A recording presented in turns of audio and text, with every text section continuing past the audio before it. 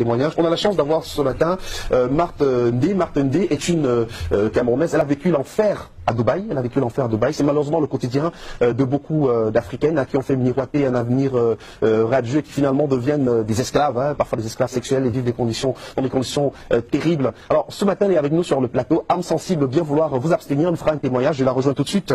Bonjour Marthe et merci à vous d'avoir accepté l'invitation. Je vous fais la bise. Comment allez-vous? Ça va. Voilà. Alors vous revenez de Dubaï, vous êtes parti du Cameroun pour Dubaï et on vous promettait le ciel et la terre à Dubaï, mais finalement au bout de quelques jours, tout cela s'est transformé en cauchemar. Est-ce que vous pouvez nous raconter votre histoire, Marthe? Oui, ça a commencé par quelqu'un qui m'a donné le contact d'un monsieur qui est à Dubaï, un arabe. Et c'est de là où tout a commencé, j'ai fait mes papiers et j'ai payé tout ce que il fallait pour voyager. Étant arrivé de là, le monsieur est venu me prendre et voilà où mon enfer commence. Le premier jour, il me fait comprendre d'appeler toute ma famille et convaincre ma famille que je suis bien arrivée. Je l'ai fait, mais le lendemain, c'était une autre chose. Alors, vous êtes allé à Dubaï faire quoi concrètement? Est-ce que vous avez une formation ici au Cameroun? Qu'est-ce qui vous a motivé, vous, à partir à Dubaï? Oui, c'est que je n'avais pas de travail. Et j'ai un niveau bac anglophone et j'ai fait l'hôtellerie. Et après ça, tellement je cherchais de travail, rien. Quand j'ai eu cette occasion, je me suis lancée et je partais là travailler comme secrétaire personnel au monsieur de l'arabe. Bon, arrivé là, étant là-bas, j'ai commencé à travailler pour lui, mais je me suis rendu compte que quand j'ouvrais ses mails, il était en train de dire aux filles de venir travailler pour lui. Mais ce n'était pas ce qu'on faisait. Ce qu'on faisait, c'était qu'il vendait des filles dans des maisons, comme prostituées, comme des esclaves. Surtout moi, j'avais que 2 heures de repos. Toute la journée, je dois travailler, je dois faire tout ce qu'il me demande et abuser de moi sexuellement. Et tout ça, il n'y a pas de repos. Et il y a aussi on te bat, on te fouette avec la ceinture. Et il y a d'autres filles que je ne voyais pas où ils partaient. Parce que quand je joue ce rôle de les convaincre d'arriver, j'étais obligée de les faire et dès que cette fille arrive, on m'enferme dans une chambre et après, je ne sais pas où on amène toute cette fille-là. Et c'est comme ça que la vie n'était pas facile. Tout ce que je voulais, c'était juste de rentrer dans mon pays. Mais comme on était tous en sécurité, on ne parlait pas. Tout ce qu'on te demandait de faire, ce n'est que ce que tu devais faire. Et si tu ne le fais pas, on te tape, on peut même te couper la main, on te bat. C'était donc tout ce que je vivais en ces moments. Mais je n'avais pas moyen de sortir de Alors, là. est-ce qu'il a récupéré votre passeport quand vous êtes arrivé à Dubaï? Quand vous êtes arrivé, il vous a bien accueilli, on a récupéré le passeport? Oui, dès l'aéroport, il a pris mon passeport. C'est la première chose quand il prend, quand il vous salue. Et c'est de là qu'il m'amène à la maison. Et quand il m'a amené à la maison, le premier jour, ils m'ont présenté une chambre pour que je dorme. Mais le lendemain, ce n'était plus ça. Je dormais plutôt à côté de son lit parce que lui-même, il était malade. Il avait une toux à laquelle il toussait et il fallait un plastique à laquelle, à chaque fois, je dois changer ce plastique. Je dois lui faire son thé et je me couche à côté de son lit. La nuit, s'il a toussé, je prends ce plastique, j'arrête et il crache et je porte, je le verse. Et je suis obligée de faire tout ce qu'il me dit sexuellement. Il vous a demandé de faire des fellations, vous faisiez des fellations? Oui, je le faisais. Malgré son état de santé? Oui, je dois tout faire ce qu'il me dit. Même si c'est à manger les caca, je dois le faire. Est-ce que c'est la situation de beaucoup d'Africaines dans ces pays arabes-là? Est-ce que vous avez rencontré d'autres Africaines et Camerounaises à Dubaï? Oui, quand je fuis de là, je me suis retrouvée en prison, j'ai trouvé d'autres filles. Des filles qui avaient des blessures, des filles enceintes. Ils ne reconnaissent même pas le père parce que le cousin, l'oncle, le père, tous abusent d'elle. Et c'est comme ça que tout ce que chacun voulait, c'était de rentrer dans le pays. Et toutes ces filles étaient tous blessées. On priait juste qu'on puisse rentrer dans notre pays. Et comme nos passeports étaient à nos patrons, il n'y avait pas moyen. Et surtout comme il n'y a pas l'ambassade. Il faut chercher quelqu'un qui peut aller signer votre passe pour que vous puissiez rentrer dans votre pays. C'est comme ça donc que j'ai trouvé d'autres personnes. Et j'ai vécu vraiment des scènes dans lesquelles je voyais cette fille camerounaise, des filles africaines qui arrivaient. Et je me disais souvent que c'était même sûr qu'on les tuait. Parce que je vivais vraiment certaines scènes. J'étais là présent, je voyais tout, mais je n'avais pas le droit de parler. Tout ce qui fallait faire, c'est juste jouer cette rôle.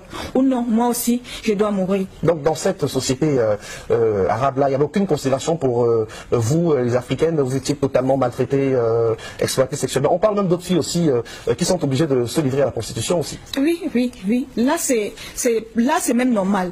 Ce qui est même plus, c'est celle à laquelle on vous oblige à faire des sexes, dans des choses que vous ne connaissez même pas. Sexuellement, vous... Ce qui a été votre cas. Oui. Vous avez passé le temps à faire une relation à votre maître qui lui était pas en santé du tout. Oui. Et vous travaillez, vous avez que 2 ou 3 heures de repos, on vient vous réveiller et vous ne vous couchez pas bien sur un lit, c'est juste au sol. Et quand il est là, on vient vous botte de vous révéler. Est-ce que vous n'avez pas imaginé que c'était peut-être un piège qu'on vous tendait, parce qu'il y a quand même de la sensibilisation autour de ces voyages vers les pays arabes. Vous êtes parti, ça fait quelques temps, vous avez passé finalement 3 mois à Dubaï, mais on sait qu'il y a quand même une forte sensibilisation, on attire l'attention des jeunes sur les dangers justement qui les guettent quand ils arrivent dans ces pays-là. Alors, qu'est-ce qui vous a convaincu à partir en vous disant que c'était vraiment un bon emploi qu'on vous proposait? Moi, je causais chaque jour avec cette mission. On a pu causer pendant 1 mois et demi, étant ici. Là, je ne vous mens pas, monsieur, c'est des choses à laquelle j'appelle l'attention de toutes mes soeurs et tous mes frères, d'être vigilants. Tout ce qu'on nous dit n'est pas vrai. Beaucoup de choses qu'on vous dit, la personne cause avec vous, parce que moi-même, je causais avec certaines des filles. Si elle est anglophone, je la convainc. Si elle est francophone, je la convainc pour qu'elle vienne. Donc, beaucoup de cette personne, l'image qu'on vous montre n'est pas ce que vous croyez. Mais c'est quand vous êtes sur le terrain que vous vous rendrez compte que ça, ce n'est pas vraiment ce qu'on vous montre. Ils font des belles photos, ils font des belles choses et tout. Moi, j'appelle l'attention de toutes les jeunes filles d'être très vigilantes. Moi, je préfère que si vous avez l'opportunité de fréquenter, rester au pays, je préfère que vous restez. Moi, surtout, j'ai tout perdu. Tout perdu, c'est que j'ai investi. Je suis au pays, je n'ai pas de travail. Depuis, j'ai déposé des demandes partout, rien du tout. Je suis là et c'est Dieu seul qui sait comment je vis. Mais comment vous avez fait pour revenir finalement, pour vous enfuir de l'enfer de Dubaï et revenir au Cameroun? C'est par la grâce de Dieu que j'ai pu fuir, me retrouver dans une rue. Et un monsieur qui passait m'a pris et on m'a dirigé vers l'immigration. C'est là où je me suis retrouvée en prison. La prison était 1000 fois mieux que l'esclavage qu'on vivait de là. Et avec toutes d'autres filles, pas simplement l'africaine, il y a les Philippines, il y a d'autres pays africains, les Éthiopiens qui vivent cet enfer. En prison, on ne vous autorise pas de fumer parce que si j'avais cette opportunité de fumer, je suis sûre qu'une de nos sœurs n'acceptera pas aller dans ce pays. Mais ils nous privilègent de tout. On vous fouille jusqu'à vos sexes si vous n'avez pas de caméra. C'est comme ça qu'on vit là-bas. Je demande à toutes les gens de bonne volonté s'ils peuvent m'aider, même à avoir juste un travail. Vous avez quel profil? Vous avez un baccalauréat? Oui, un bac NDC Advanced Level. Advanced Level. Et j'ai aussi fait une formation en hôtellerie. Et je remercie le président de m'avoir mené ici et de me donner cette courage d'être là. Et je vous bénis tous et je demande aux jeunes filles d'être très vigilantes. De ne pas rêver, comme on l'a dit souvent, les belles paroles, mais sur place, certains n'ont pas vécu. Alors, vous avez vécu un autre traumatisme aussi, parce qu'à cause de cette situation, votre père n'a pas pu supporter et il est décédé malheureusement. Oui, parce que quand j'étais en prison, il fallait que je sorte. Et il n'y avait pas de moyens. Mon père, il était aussi un peu malade, mais du fait qu'il faut qu'il cherche le moyen pour me faire sortir. Et il n'y avait pas aussi le passeport. Il fallait beaucoup de prières, parce que le Camerounais, je suis sûre que beaucoup de Camerounaises qui sont là-bas, qui sont enfermés, qui n'ont pas de passeport, ne reviennent plus. On vous envoie au Central Jail, c'est comme ça que vous vous retrouvez et vous vivez toutes vos années là. Si un jour on vous cherche, tant mieux, sinon toutes vos vies. Ceux qui n'ont pas peur, ceux qui ont peur d'affronter la réalité et dire la vérité reste là. Et peut-être. Alors depuis que vous êtes revenu, est-ce que vous avez cherché à rentrer en contact avec le monsieur qui vous a fait partir à Dubaï? Je crois savoir que c'était un pasteur. Oui, le numéro ne passe plus, il n'est plus où je l'ai rencontré. Il n'est plus là. Dans tous ces contacts, dont je l'appelle, le numéro ne passe plus, je n'ai aucune nouvelle. Et le monsieur de Dubaï qui vous a maltraité, exploité sexuellement, l'arabe, vous avez cherché à rentrer en contact avec lui? Il a coupé les lignes. Il a coupé les contacts. Mais j'essaye souvent par ses emails parce que c'était pas ses emails qu'on communiquait et tout.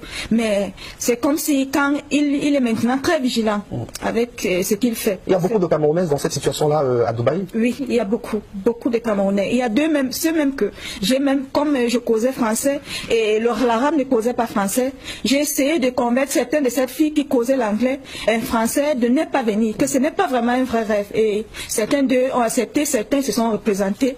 Et j'étais obligée de le faire. C'est tout ce que je pouvais faire pour survivre et rentrer au pays. Merci pour votre témoignage. Restez avec nous sur le plateau.